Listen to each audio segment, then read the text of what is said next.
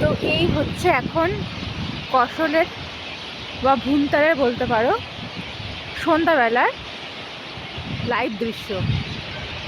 আমার দেখা এত সুন্দর লাগছে 4-5টায় আমরা এই হোটেলটা নিয়েছি, তোমাদের আরও দেখাচ্ছি চলো কি যে সুন্দর লাগছে। আর ওই দেখো বরফ, জানি না কতটা তোমরা বুঝতে পারছো, তবে আমি এর আগেও এসেছি।